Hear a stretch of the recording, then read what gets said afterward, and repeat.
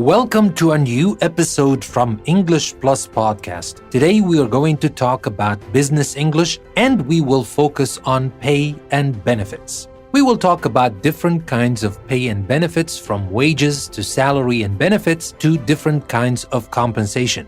So without further ado, let's start talking about wages, salary, and benefits. And I'm going to read to you an account by somebody called Luigi, and from what Luigi says, we're going to learn a couple of things, and especially, of course, a couple of words we can use to describe wages, salary, and benefits. So let's start first with Luigi, and then we will have two different other people. My name's Luigi, and I'm a hotel manager in Venice. I get paid a salary every month. In summer, we're very busy, so we do overtime.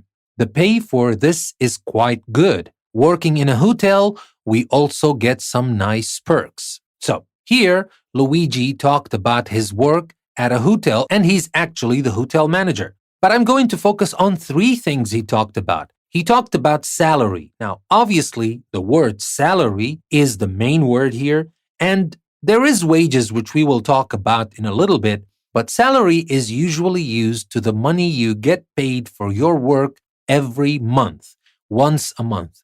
And then Luigi talked about overtime. So he said in summer, we're very busy, so we do overtime. Now, overtime means when you work more than the usual hours. So for example, if you work 8 hours a day, sometimes because you have a lot of work, you have to work extra hours. And that is the meaning of overtime, which you usually get paid for. And most of the times the pay is double or is multiplied by 1.5 of the usual rate. But of course, I will have to say that in some places, overtime equals the same rate of the regular hours. But anyway, that's extra time for extra money. And then he talked about nice perks. He said, working in a hotel, we also get some nice perks. What is the meaning of perks? Perks are extra things you get, like free meals, free something, or maybe you have a gym that you can use or a swimming pool that you can use. All of these are extra things, and they are usually nice things to have, so people call them perks. Now, sometimes maybe the pay is not great, but there are a lot of great perks in this job or in that job. So here, that was Luigi. And here, the first thing we learned about is the word salary, and then we talked about overtime, and then we talked about perks. Now let's continue with Ivan, and Ivan works as a waiter in Prague. I'm Ivan, and I work as a waiter in Prague. I like my job, even if I don't earn very much. I get paid wages every week by the restaurant. We get the minimum wage, but we also get tips. Some tourists are very generous. So here Ivan is talking about his work as a waiter. What we want to focus on are the words earn, wages, minimum wage, and tips. So here he said, I don't earn very much. Now here, when you talk about how much you earn, is how much money you make. And earn here, we use it because you make this money, you get this money in return of a job you do. So that is the meaning of earn. Now here, he said, I don't earn very much. So he doesn't make a lot of money, right? And he talked about how he gets money. He talked here about wages. Remember when we talked about Luigi, we talked about a salary. And we said a salary is the amount of money you get usually once a month, every month. But the wages are usually given every week. So here he gets paid wages every week by the restaurant.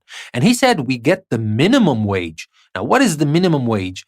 That is the lowest amount allowed by law. And there is a minimum wage for every country in the world. And of course, while some businesses may not respect this minimum wage, which they have to, of course, but at least they have to pay you this minimum wage. They cannot pay you lower than that by law. So here they get the minimum wage, which is not a lot, of course, but he said we also get tips. And when we talk about tips, we're talking about the money that customers leave in addition to the bill. So maybe that kind of compensates for the low wage they get, which is the minimum wage. Obviously, it is low. So here we have wages, earn, minimum wage, and tips. And now we'll move on to talk about Catherine, who is a saleswoman in luxury goods. Hi, I'm Catherine, and I'm a saleswoman in luxury goods based in Paris. I get a basic salary plus commission. If I sell more than a particular amount in a year, I also get a bonus, which is nice. There are some good fringe benefits with the job. I get a company car, a BMW.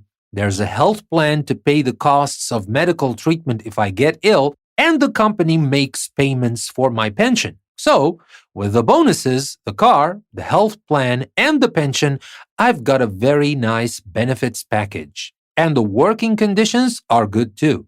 I have a nice office and I don't have to travel too much. So here we have quite a few words with what Catherine said. The first thing is a basic salary. Now, the basic salary is not like the minimum wage. The minimum wage, that is the lowest amount allowed by law. But here, this basic salary is the amount set by the company. So no matter how your performance is this month, you're going to get this basic salary. But she said, plus commission. Because she's a saleswoman, she gets this basic salary plus commission. The commission is a percentage on everything you sell. So that will change from month to month based on your performance. So that is commission. And then she also talked about a bonus. Now here she said, if I sell more than a particular amount in a year, I also get a bonus. Now here, usually for salespeople, they give them a target. And they have to reach this target every month. If they reach the target, of course, they get their commission.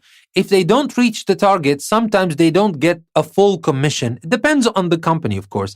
But if they surpass the target and if they sell more than the target, especially if a lot more, they get a bonus. And that is extra money that is not part of your basic salary or commission. That is a bonus, an extra, which is nice, as she said. And then she talked about some good fringe benefits.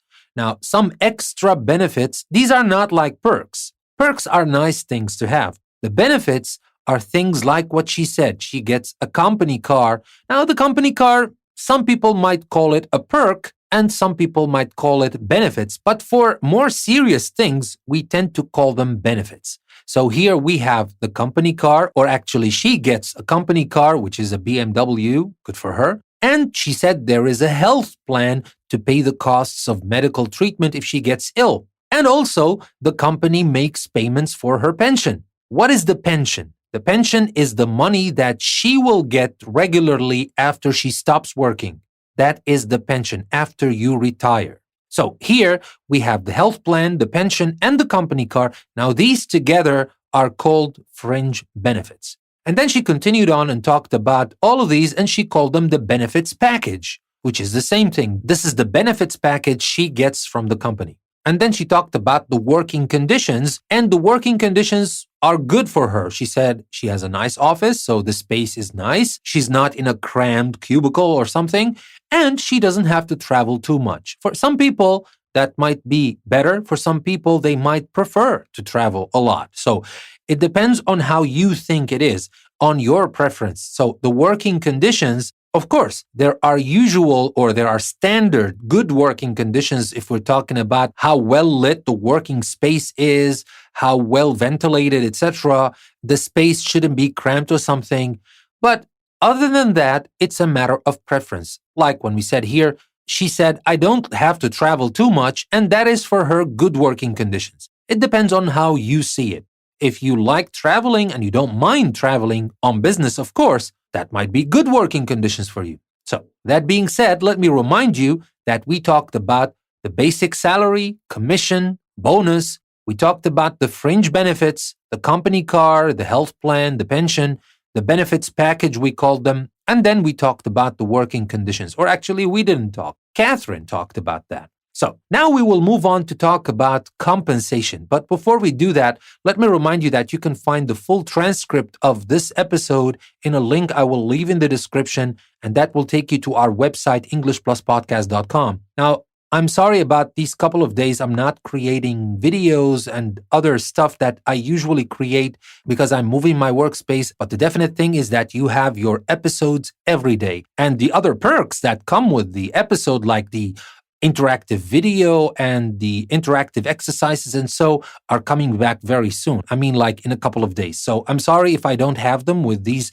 last 2 episodes and maybe tomorrow and the day after tomorrow, but starting from next week, we'll get back to normal. But definitely you can get the transcript on the website. So take the link and go to our website to read the transcript if you want. Now, let's move on and continue talking about pay and benefits, and we will focus on compensation. Now, compensation, I will talk about compensation in 2 different ways. First, the compensation can be simply the pay and conditions, and then we have the compensation when we mean the money that you get when you leave a company, especially if you are forced to leave.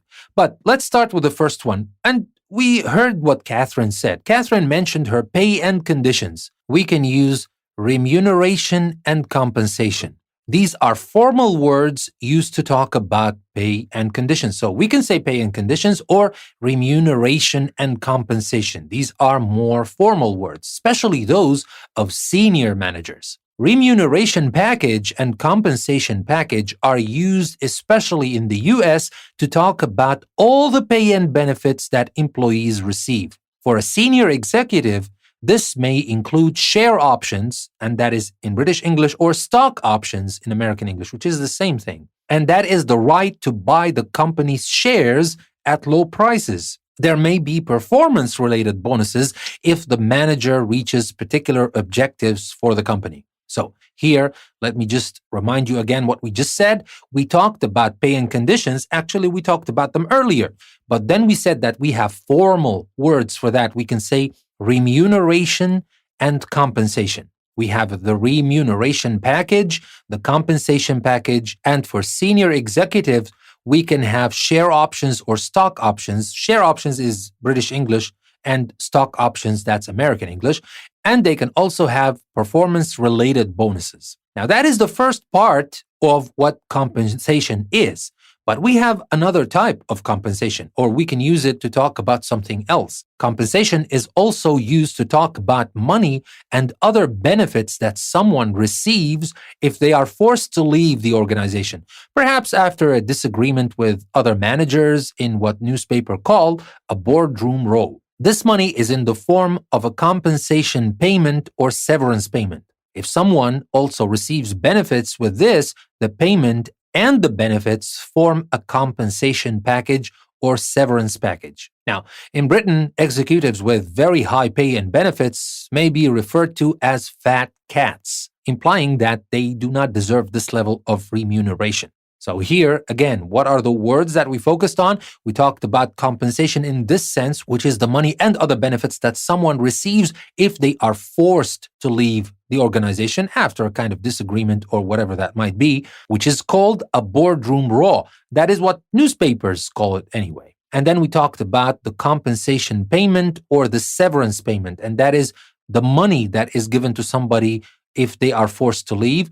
And if it comes with benefits, or with other benefits, we can call it the compensation package and the severance package. And of course, don't forget about the fat cats. We talked about those executives with very high pay and benefits, but that is especially for British English. Now, with that being said, that is everything I wanted to share with you about pay and benefits. I hope you learned some interesting words you can use in your own business English conversations. Remember, you can find a link to the show notes in the description of this episode that will take you to our website, EnglishPlusPodcast.com, where you will find a lot more than that. You will find interactive videos, interactive activities, and downloadable PDF practice worksheets. Maybe not with this episode because I explained to you why not with this episode, but with other episodes. And starting from Monday, we'll have everything back to normal. If you also like the content we're creating and you would like to support us by becoming a patron of the show, you can become a patron of English Plus Podcast on Patreon. There's also a link to that in the description. You can take the link and support us to create more of the content you love.